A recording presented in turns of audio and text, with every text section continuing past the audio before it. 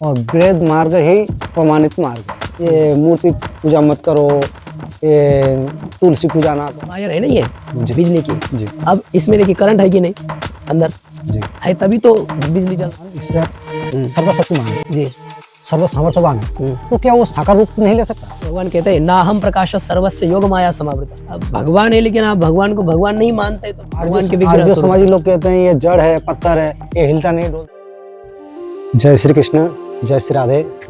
मेरे विश्वासियों, आज हम आए हैं ब्रज के मुख्य एक भगवान श्री कृष्ण के लीलास्थली राधा कुंड।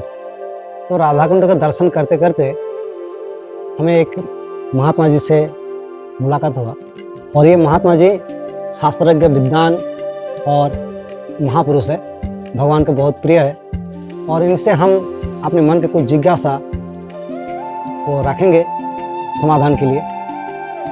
तो स्वामी जी, जी जय श्री कृष्ण। जय श्री कृष्ण। हमारे मन में कुछ जिज्ञासा बीच बीच में उठा, और जिनको लेके हम बहुत चिंतन मंथन किए, और अपने तरीका से कुछ उसका वो निकाला, लेकिन फिर भी मन में कुछ शंका रह गया, ये क्या मैं जो निकाला समाधान वही सच है, क्या इसका समाधान और भी कुछ है? जैसे समाज में ज़्यादातर सुनने को मिलते हैं कि वेद हमारे हिंदू सनातन धर्म का मुख्य शास्त्र है, और वेद मार्ग ऋषि मार्ग है, और वेद मार्ग ही प्रमाणित मार्ग है। और आर्य समाजी जो जन है वो कहते हैं वेदों की तरफ चलो, और उनका जो गतिविधियां हैं वो जैसे मूर्ति पूजा आदि में वो विश्वास नहीं रखते, उनका विरोध करते हैं। मूर्ति पूजा आदि का जो भक्ति मार्ग अवलंबी जन है, साधु संत, उनको भी विरोध करते हैं। तो हमें लगता है कि अब ये जो वेद मार्ग है ये हमें ये सिखाता है, ये मूर्ति पूजा मत करो, ये तुलसी पूजा ना करो, ये प्रदक्षिणा आदि ना करो। तो हमको लगता है तो वेद गलत कहता है, क्योंकि हम तो मूर्ति के आधार से, मूर्ति के माध्यम से हम उस परम ईश्वर का ही आराधना करते हैं, उनको ही पुकार करते हैं। और भगवान श्री कृष्ण भी ये कहते हैं, त्रैगुण्य विषावेदा नस्तर्गुण्य भवार्जुन। तो हकीकत में क्या है? क्या वेद वही कहता है जो आर्य समाजी लोग कहते हैं? और दूसरी प्रश्न ये है, भगवान श्री कृष्ण जो कह रहा है तुम वेदों से ऊपर उठो। तो ये दोनों प्रश्न आपको समक्ष रखूंगा, आप थोड़ा सा महाराज जी, उनका जो कहना है वेद के तरफ चलो, बात तो सही है उनकी, लेकिन खुद वो वेद क्या चीज है वो खुद ही नहीं समझे। वेद में कभी मूर्ति पूजा का खंडन किया हो कहीं पर, ऐसा वो दिखा दे। खुद राम जी रामेश्वर की स्थापना करते हैं, मतलब कई जगह पर भगवान के अवतार जब हुए तो भगवान उनकी पूजा करते हैं। भगवान भी अपने जो इस मूर्ति पूजा आदि को सम्मानित करते हैं या उनका भी वो स्वीकार कर लेते हैं। तो ये वेद बाह्य कैसे हो सकता है? ये तो गई भगवान की बात। और जितने महापुरुष हो गए हमारे उन्होंने सभी ने ये सगुण उपासना के अंतर्गत अर्चा विग्रह जो होता है भगवान के, वैसे 4 स्वरूप माने जाते हैं, निर्गुण निराकार, सगुण निराकार, सगुण साकार और एक अर्चा विग्रह होता है। तो निर्गुण निराकार का मतलब जो सच्चिद आनंद रूप है, जिसको कहा सतचित आनंद स्वरूप सर्वत्र व्यापक, जिसको आप छोटा नहीं कह सकते, बड़ा नहीं कह सकते, मतलब उसके बारे में कुछ बोला ही नहीं जा सकता है। हाँ, तो इस प्रकार का जो होता है यतो वाचो निवर्तन्ते अप्राप्य मनसा सह, मतलब जिस तत्व से हमारी वाणी मन के साथ वापस आ जाती है, कोई किसी की भी कवि की लेखनी या कोई भी शब्द उसको छू नहीं सकता है, ऐसा एक परमात्मा का स्वरूप है निर्गुण निराकार। ज्ञानी लोग जिसको जानने का प्रयास करते हैं जानते हैं। तो दूसरा परमात्मा का स्वरूप होता है सगुण निराकार, जिसे हम ईश्वर कहते हैं, जिसमें गुण तो है लेकिन उसका कोई आकार नहीं है। ऐसा वह सर्वत्र व्यापक है, वह जिसने ये सृष्टि बनाई है। अब ये सृष्टि बनाने वाले को आप कृष्ण स्वरूप में भगवान ने सृष्टि बनाई है नहीं, राम जी के स्वरूप में बनाई है नहीं। ये कृष्ण भगवान या राम जी जिस तत्व से आए ना यहाँ पर धरती पर, हाँ, तो वही जो मूल तत्व है, तो वही सगुण निराकार है, जिसने ये सृष्टि की उत्पत्ति स्थिति लय हो जाता है, ऐसा वो एक स्वरूप है। मैं आपको इसलिए बात बताने चाह रहा हूँ कि अर्चा विग्रह की महिमा क्या होती है, इसके लिए अब कह रहा हूँ। तो ये भगवान का दूसरा स्वरूप हो गया, सगुण निराकार, जी जो सर्वत्र व्यापक है लेकिन उसका कोई आकार नहीं है। जैसे कि ये जो अभी वायर है ना, ये जी बिजली की, जी अब इसमें देखिए करंट है कि नहीं, अंदर जी है, तभी तो बिजली जल रही है आगे जी, जाकर बल्ब के, जल रहा, पंखा बल्ब चल जल रहा है, लेकिन दिख रही है वो, नहीं दिख रही। दिखती नहीं है, उसका कोई आकार नहीं है। जी ऐसे होता है, तो गुण है उसमें लेकिन आकार नहीं है। जी ऐसा है कि ईश्वर तत्व है जो सर्वत्र व्यापक है, उसमें गुण भी है। जी भगवान के गुणों का क्या है, सब अभी तक महापुरुषों ने वर्णन करते करते थक गए, कहते कि हम उनके महिमा का वर्णन नहीं कर सकते हैं। जी सर। असितगिरी समंस्यात् कज्जलम सिंधु पात्रे सुरतरुवर शाखा लेखनी पत्र मुर्वी लिखत यदि गृहीत्वा शारदा सर्वकालम तदपि तव गुणानाम ईश पारम न याति। वाह, यहाँ लिखने के लिए शारदा माता भी बैठ जाए और क्या क्या वहां पर शाही बनानी है, समुद्र को बनाई जाए, पृथ्वी को पात्र क्या कहते हैं पत्र बनाया जाए, जी मेरू पर्वत की लेखनी बनाई जाए और सरस्वती माता भगवान के गुणों का वर्णन लिखने के लिए बैठ जाए, लेकिन वो भी नहीं कर सकती है। तो बताइए, ऐसे अगणित गुणों से संपन्न भगवान जो है, तो वही जो है सगुण निराकार ईश्वर तत्व उसे कहते हैं। वो परमात्मा का दूसरा स्वरूप है, लेकिन ये भी हमारे इतने सामान्य लोगों के बस की बात नहीं होती, ये ध्यान का विषय होते हैं। योगी लोग इनका ध्यान करते हैं क्योंकि इनका आकार नहीं है। और एक बात ये, जब भगवान ईश्वर सर्वशक्तिमान है, जी सर्व सामर्थ्यवान है, तो क्या वो साकार रूप नहीं ले सकता? ये भी प्रश्न लेते यही तो आगे तो तीसरी ये जो लोग सोचते हैं जब परमात्मा सर्वव्यापक है, तो क्या वो एक रूप में नहीं आ सकता? क्यों नहीं आए कि जी। नहीं आते हैं ना, एक कृष्ण रूप में भगवान। आके भी वो हाँ। बहुत रूप में हो सकता है, मुझे भी ऐसा लगता है। जी सर। वो तो है, सर्वत्र व्यापक है परमात्मा, और जब समय आता है ना तब वो आकर धारण भी कर लेते हैं। भगवान ने कहा अब जब कभी भगवान आते रहेंगे, मिलते रहेंगे, तो भगवान की वो विशेषता नहीं बनी रहेगी ना। भाई आपकी साग सब्जी के प्रति बड़ी विशेषता थोड़ी होती है, सोना चांदी के प्रति जैसी है, जी क्योंकि वो बड़ी आसानी से मिलती है। जी जो चीज आसानी से मिले उसकी विशेष बुद्धि नहीं रहती है, जी इसलिए भगवान जो है हमेशा सगुण साकार रूप में प्रकट नहीं होते हैं। जी जी। जब जरूरत पड़ता है हाँ, जब विशेष, जरूरत होती है तब वो पहले अपने परिकरों को भेजते हैं, उनसे बना तो ठीक, नहीं तो खुद आते हैं। ऐसा, इसका मतलब परिकर कार्य नहीं कर सकते या नहीं है, लेकिन परिकरों की कार्य करने की जो शैली है वो सौम्य है। वो किसी को कष्ट नहीं देना चाहेंगे, वो अपना खुद कष्ट उठाएंगे लेकिन उनको कष्ट ना हो और ये सुलझ जाए, समझ जाए, ठीक हो जाए। लेकिन दुष्ट इतने दुष्ट होते हैं कोई कोई कि उनको केवल समझाने से बात नहीं बनती, उनको दंडित भी करना पड़ता है। तब भगवान अवतार लेकर के उनको नष्ट भी कर लेते हैं। परित्राणाय साधुना में जो बात कही, तो ये भगवान का तीसरा सगुण साकार स्वरूप होता है। लेकिन ये सगुण साकार स्वरूप भी सबका अनुभव का विषय या दृष्टि का विषय नहीं होता है, सब उसको देख नहीं सकते हैं। वाह, बहुत सुंदर। गीता जी में भगवान कहते हैं, ना हम प्रकाश सर्वस्य योग माया समावृत है, मैं सबके लिए प्रकाशित नहीं होता हूँ, योग माया से आच्छादित हूँ। दुर्योधन आदिक ने कहते, दुर्योधन आदिक भी भगवान को देखे क्या मतलब बाहर से केवल, ये तो है दुर्योधन भी एक सामान्य पात्र नहीं है, पहली बात ये समझना है। वो भगवान के वहां पर काल में रहता है, और ये भगवान के जितने हैं ना लीला के काल में, चाहे कंस हो चाहे चाणूर हो, मतलब चाहे भगवान के पक्षपाती हो चाहे विरोधी पक्षपाती हो, ये दोनों भी सामान्य नहीं है।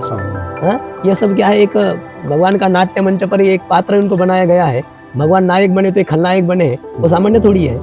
तो इसलिए तो ये कह रहा हूँ कि दुर्योधन भले एक सामान्य नहीं है, समझना है। और चलो दूसरी बात ये हम विचार करेंगे कि सामान्य दुर्योधन दुष्ट है, फिर भी भगवान को देखता है दुष्ट होकर के भी नहीं, उसका देखना नहीं है ना। बहुत सुंदर। हाँ, वो क्या मानता है, ये तो ग्वाले का लड़का है, कि इसका पता नहीं है किसका है बेटा है, और इसको आप भगवान मान करके उसके अंदर वो भाव नहीं, भगवत भाव नहीं है, भगवत भाव नहीं है, तो ये देखना नहीं जी। और ऐसे एक श्लोक ध्यान किया था, न देवो विद्यते काष्ठे न पाषाणे न मृण्मये भावे ही विद्यते देवस् तमात् भावे ही कहा। तो भाव, भगवत भाव जी, यही है। वस्तु है लेकिन आपकी यदि उसके प्रति उस प्रकार की बुद्धि नहीं है तो फिर वो किसी काम की नहीं है ना। जी जी। अब भगवान है लेकिन आप भगवान को भगवान नहीं मानते, तो फिर आपके उस काम में नहीं आने वाली वो चीज। जो है ना अच्छे से वैद्य है लेकिन आप उनको नहीं मानते, नहीं वो क्या जानता है, उनसे हम दवा नहीं लेंगे, नहीं लेंगे तो मरो फिर। तो वो होकर के भी आप यदि मान्यता नहीं है तो विचार ये चल रहा है कि भगवान का ये तीसरा स्वरूप होता है सगुण साकार स्वरूप, और ये भी भगवान समय समय पर लेते हैं, ये हमेशा हमारे दृष्टि के विषय नहीं रहते। लेकिन भगवान का सबसे महत्वपूर्ण यदि कोई अंग हो, वो स्वरूप हो, वो है अर्चा विग्रह, मतलब भगवान का मूर्ति स्वरूप। ये सर्वश्रेष्ठ भगवान का मूर्ति स्वरूप माना गया है, ये तीनों स्वरूप की अपेक्षा से। क्यों? बोले सुलभता की दृष्टि से, इसको कोई भी देख सकता है इस भगवान के स्वरूप को। तो आर्य समाजी लोग कहते हैं ये जड़ है, पत्थर है, ये हिलता नहीं डोलता नहीं, जैसे कहते हैं भगवान सुनते नहीं, जैसा वो कहा गया। एक प्रमाण भी देते हैं, दयानंद सरस्वती बचपन में उनको दादा का संग गया शिव 14 के दिन वहाँ शिव मंदिर में, तो देखा शिव जी को शिव पिंड के ऊपर चूहा कूद रहा है, तो देखा अरे ये कैसे भगवान है, ये चूहा को नहीं हटा सकता है, हमारा समस्या को क्या समाधान करेगा। देखिए, आप जो भगवान को पत्थर मानता है उसके लिए तो पत्थर है, और वैसे हम लोगों के जो हम लोग वैष्णव है, हमारे में ऐसा है कि एक भगवान के विग्रह को कोई पत्थर मानता है ना, वो बहुत बड़ा अपराध माना जाता है। मतलब उनको ये नहीं देखना चाहिए कि पत्थर है या लकड़ी है, भगवान है। नहीं वो उस प्रकार कैसा तो पत्थर है, ये हिलता नहीं डोलता नहीं, तो उसको हम भगवान क्यों माने। भाई देखिए, वो आप यदि उस प्रकार से देखिए ना, अब ये बात मीरा जी को पूछिए, ये बात जिन्होंने गोपाल भट्ट गोस्वामी जी जिन्होंने क्या है, उनका मुझे अभी याद नहीं, जो उनके शालिग्राम से भगवान श्री विग्रह प्रकट हो गया, हाँ, तो वो उनका देखिए भाई, उसके लिए तो आप उस प्रकार के योग्य बनिए। आप उसको पत्थर मान रहे तो ठीक, वो पत्थर है, लेकिन हमको भगवान दिखाई दे रहे हैं ना। संत नामदेव जी ने 5 साल की उम्र में यही दूध लेकर के गए, क्या था वो, पत्थर का विग्रह था। भगवान श्री कृष्ण को भी जो प्रत्यक्ष रूप में थे, दुर्योधन आदि, उसको भगवान नहीं मानते थे, उसको छलिया ग्वारिया ये सब संबोधित करते। मतलब यही बात जो आपने पहले कही ना कि मान्यता के ऊपर निर्भर रहता है कि आपका भाव क्या है। वो माता भगवान है, मुसलमान मानते हैं क्या? नहीं। तो उनकी जो अपने अपने वैयक्तिक मान्यता है, लेकिन हमें क्या है, शास्त्र के अनुसार हम यदि विचार करते हैं तो भगवान का एक अवतार है, ये भगवान का एक साक्षात स्वरूप है। हर एक अनेक भगवान श्री कृष्ण तो एक ही बार धरती पर अवतीर्ण होते हैं, राम जी मतलब उस काल में अवतीर्ण होते हैं, लेकिन ये अर्चा विग्रह ऐसा है कि आपके स्वतंत्र भगवान है, हमारे स्वतंत्र भगवान है हमारे लिए। तो समझो दूसरा प्रश्न ये उठता है, मतलब ये भगवान श्री कृष्ण के विग्रहों को ही या भगवान राम के विग्रहों को ही क्यों पूजे? जब देखते हैं प्रहलाद जी के पास खंभा में से प्रकट हुए, तो हम जगत के हर एक वस्तु को पूजे, ये पत्थर, ये पेड़ पौधे सभी को पूजे, उसमें से भी भगवान प्रकट हो जाएगा। तो भगवान के जो प्रतीक है विग्रह, जैसे गोपाल जी का विग्रह या भगवान श्री कृष्ण राम के विग्रह, उनको ही हम आराधना क्यों करें? ये पेड़ पौधा जी बिल्कुल, ये देखिए बात आपकी बिल्कुल सही है। भगवान गीता जी में कह रहे हैं, यद यद विभूति मत सत्वम श्री मधुर जितमेवा तत्तदेवावगच्छत्वम मम तेजोंश संभवम। इस सृष्टि में अर्जुन जो विशेष ऊर्जा से संपन्न, बल से संपन्न, बौद्धिक जो स्तर है उससे संपन्न दिखते हैं ना, वो मेरी विभूति है। और क्या कहे, कण कण भगवान है। देखिए सियाराम में सब जगह जानी, लेकिन एक दृष्टि यही है, हम शुरुआत जहाँ से करेंगे वो एक होगा ना। पहले आप अपने बुद्धि को ये अर्चा विग्रह भगवान इतना मान लो, फिर आप अपने भाव को बढ़ाते जाइए, तभी होगा। और सीधा ही आपको कहा ये सब कुछ भगवान है, तब तो फिर आपका व्यवहार करना भी संभव नहीं होगा। कहाँ पैर रखेंगे आप? हाँ, और किसको क्या है, कई बार होता है कि कोई भगवान ऐसे होते कि उनको डंडे से मारना पड़ता है, तो कोई वो भगवान है कि नहीं है, लेकिन वो पिटाए जाने योग्य भगवान है। रावण भी भगवान है, लेकिन मारने योग्य भगवान है। राम जी भी भगवान है, पूजने योग्य भगवान है।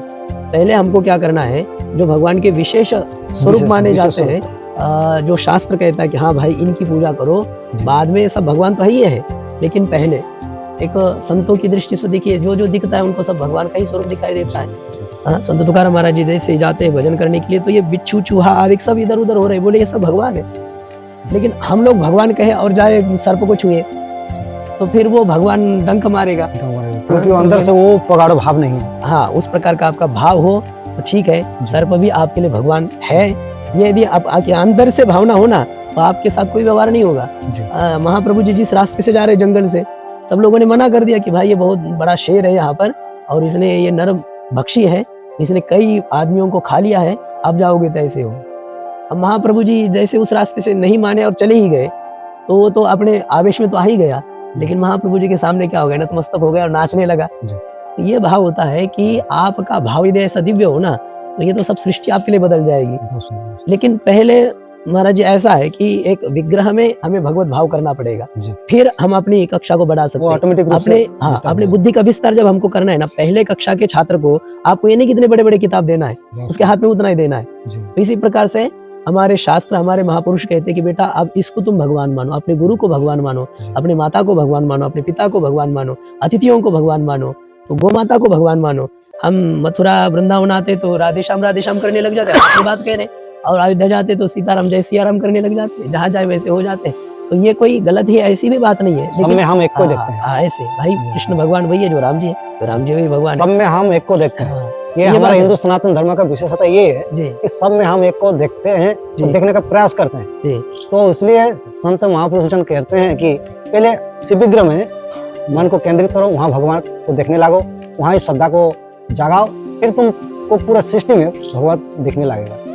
और स्वामी जी दूसरा प्रश्न ये था कि त्रिगुण्य विषया वेदा निस्त्रिगुण्य भवार्जुन, तो वेदों का महिमा जागतिक लोगों को मुंह से भी सुना हूँ, पंडितों को मुंह से भी सुना हूँ, और शास्त्रों में भी बहुत जगह में पढ़ते पढ़ते मिल जाता है कि वेद में ऐसे है, वेद में ये वाक्य है। तो वेद महत्वपूर्ण अगर इतना होते तो भगवान ऐसे क्यों कह रहे कि त्रैगुण्य विश्ववेदा नस्तर्गुण्य भवार्जुन? क्या है, प्रचुरता का यदि विचार किया जाए ना, ये बात जो हो रही है कि वेद में 3 वस्तुओं का विशेष रूप से विचार है, ज्ञान का, उपासना का और कर्म का। तो उसमें क्या है, विशेष रूप से कर्म के प्रति ज्यादा फोकस है, प्रभाव है, ऐसा दिखता है, क्योंकि उसके मंत्र भी अधिक है। और जैसे कि हम लोगों की कर्मकांड कितना मंत्र है? 80,000 कर्मकांड के मंत्र हैं, 16,000 जो है उपासना कांड के मंत्र हैं, और 4,000 ज्ञान कांड के मंत्र हैं। तो जहाँ हमारी दृष्टि पड़ती ज्यादातर हमें कर्मकांड ही दिखाई देता है। तो अमुक कर्म करोगे तो अमुक फल मिलेगा, और जहाँ जाओगे वो तो संसार में ही जाएंगे, मतलब त्रिगुणात्मक ये सब प्रपंच बना हुआ है, तो ये हम इसमें खेलते रहेंगे। कर्म के ये वैदिक बातों का अनुसरण करेंगे तो ऐसे ही होता जाएगा, ऐसा हमको ऊपर से लगता है। लेकिन ये बात नहीं, वेद भगवान केवल कर्म की बात, मतलब आपको इस संसार में फंसाने की बात करते हैं, ऐसी बात नहीं है। कर्म जो है वह कर्म ही आपको बांध भी लेता है, कर्म आपको छुड़ा भी सकता है ढंग से यदि कर्म किया जाए। जैसा महापुरुषों ने कहा है किस प्रकार का कर्म करना है, मैं कर रहा हूँ इस प्रकार की भावना को हटा दो, और अमुक फल के प्राप्ति के लिए मैं कर रहा हूँ, ऐसा छोड़ करके कर्म करो। वो कर्म आपको छुड़ाने वाला बन जाएगा। जहर मारता भी है और जहर आपको बचाता भी है, उसकी मात्रा और किस समय कैसा, वो यदि हो उस प्रकार से होता है। और ये चाबी लटका हुआ है, चाबी को देख के भी इससे चाबी बंद भी होता है, तारी से भी है, बिल्कुल, और कितना बढ़िया दृष्टांत है। देखिए इस प्रकार से होता है। कर्म जो होता है ना, कर्म के बिना कुछ रह ही नहीं सकता है, और कर्म ही वस्तुतः एक प्राथमिक सोपान है, सीढ़ी है। किसी भी कोई भी महापुरुष हो, यदि आचरण, शौचाचार, वैदिक कर्म या संतों का जो जिस प्रकार की एक हमारी उपासना पद्धति भी हो, या चलो कर्म ही है, प्रतिदिन का स्नान करना है, और गुरुजनों का पूजन करना है, पढ़ने जाना है, ये सभी जो होते हैं कर्म की श्रेणी में आते हैं कि नहीं? तो ये यदि हम सात्विक भाव से करें, मतलब अहंकार से शून्य होकर के और फलाभिलाषा से रहित होकर के, प्रायः क्या होता है, अब हमने भी देखा कि जैसे कि परिक्रमा लगा रहे गिरिराज जी की, दंडवती लगाने वाले, तो पूछते हैं कि हाँ आपकी क्या मन्नत थी, आपने क्या मन्नत मांगी थी, क्या आपकी पूरी हो गई? तो मतलब इस भाव से सब लोगों की दृष्टि जो है ना फल पर अटकी हुई है। तो ये अब हमको तो अभी तक मन में नहीं था, तो उसने पूछा कि क्या आपकी मन्नत है, मैंने कहा ये तो हमने सोचा ही नहीं था, हमारी क्या मन्नत होती। अब आपने पूछा तो इसके बाद में विचार करेंगे, और बाकी तो एक सामान्य होना चाहिए, बस हम कर रहे हैं इसका मतलब कोई उपकार नहीं है, किसी भाव से नहीं करना चाहिए, ये हमारा कर्तव्य है, इस प्रकार की दृष्टि से हमको ये इस बातों को करना चाहिए। तो ऐसा जो कर्म होता है ना आपको गुणातीत करने वाला होगा। तो ये जो भगवान बात कहने जा रहे हैं कि निस्त्रैगुण्य भवार्जुन, गुण 3 गुणों से तुम रहित हो जाओ, तो भगवान ने वो जो वेद की बात कही है, 3 गुण जो है वो कर्म प्रधान वेद की बात कही है। ये प्रायः वेद जो होते हैं 3 गुणों की बात करते हैं, और तुम जो है उसी प्रकार से उस प्रकार कर्म का ही अनुकरण करने लग जाओगे, सकाम कर्मों का, तो तुम पतित हो जाओगे, और तुम्हारा ये आवागमन जन्म मरण का चक्र समाप्त नहीं होगा। इसलिए हे अर्जुन तुम निस्त्रैगुण्य हो जाओ, गुणातीत हो जाओ। मतलब क्या है, यही बात मैंने कही, कामना रहित हो जाओ। हाँ मैं करता हूँ, हाँ मैं करता हूँ और अमुक फल के लिए करता हूँ, इस भाव से रहित हो जाओ। और ऐसा करना ही क्या होता है, भगवान कह रहे हैं अनाश्रित कर्म फलम कार्यम कर्म करोति है सन्यासी। सन्यासी का मतलब ये नहीं होता है कि हाँ कपड़ा पहन लिया। तो स्वामी जी ये प्रश्न और एक नेता मुझको किया था, भगवान श्री कृष्ण ऐसे कह रहा है, अरे कोई फल का आशा ना हो तो हम कर्म क्यों करेंगे?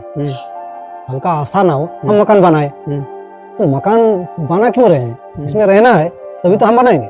फसल उगा रहे हैं, हमको फसल मिलेगा तभी हम फसल उगा रहे हैं। फसल का हमारा कोई आशा ही ना हो तो हम फसल क्यों उगाएंगे? ये बहुत बढ़िया आपने बात उठाई है। न्याय का भी एक मत है, वो कहते हैं कि मतलब कोई भी व्यक्ति कभी भी क्रिया जब करता है ना, तो क्रिया करने के लिए वो पहले उसको जानता है कि ये एक साधन है, क्रिया है, इससे ये फल मिलेगा, और ये इससे फल मिलता है, ये मिलेगा तो मिलेगा तो क्या, हाँ वो मुझे चाहिए, अब मुझे चाहिए, इच्छा उत्पन्न हो गई ना, तो जानाति इच्छति अर्यतते, मतलब पहले उसको जानता है, अरे ये बहुत अच्छा है तो फिर मुझे चाहिए तो मुझे इसके लिए प्रयत्न करना है, तो फिर चेष्टा करने लग जाता है, शारीरिक श्रम करने लग जाता है।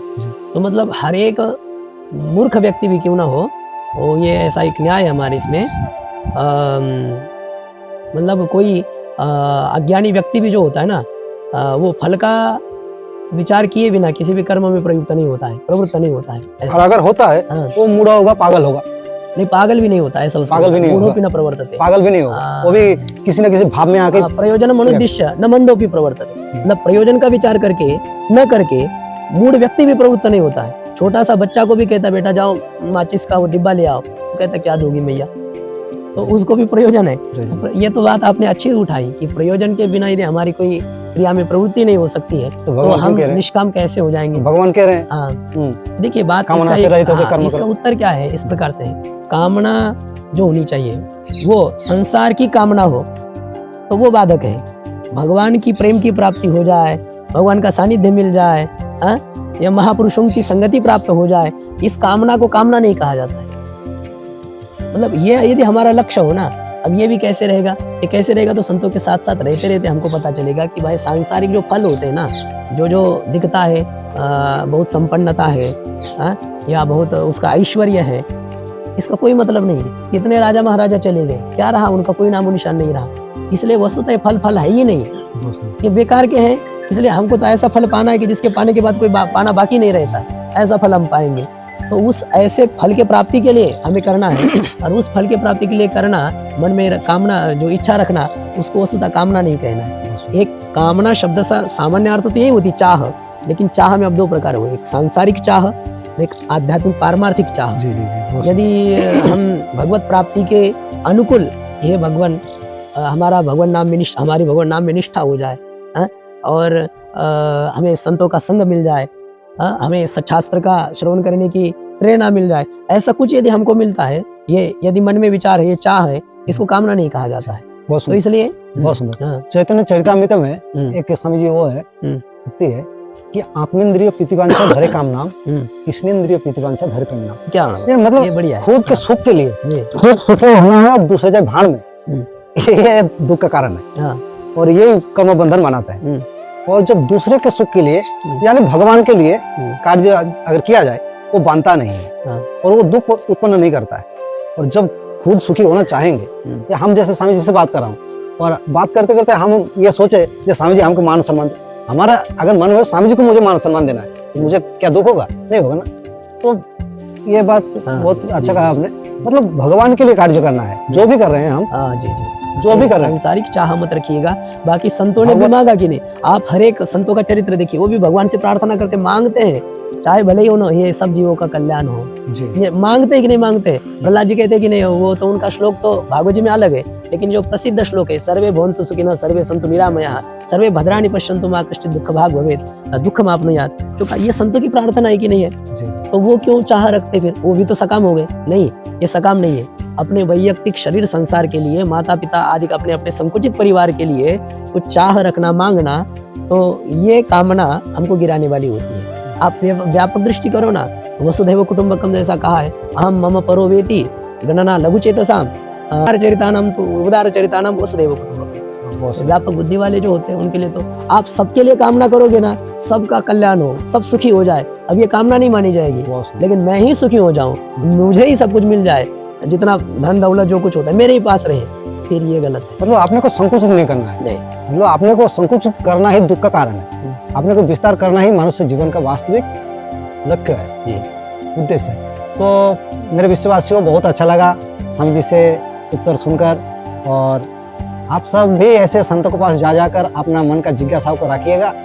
ऐसे नहीं आप अपने मन में ही प्रश्नों को दबा के, और कोई विधर्मी लोग आपको कुछ बोल दिए और उसमें आके, उसके प्रभाव में आके अपना धर्म को ही विस्मित कर दिया, अपने धर्म को ही छोटा मानने लगा। ऐसे नहीं होना चाहिए।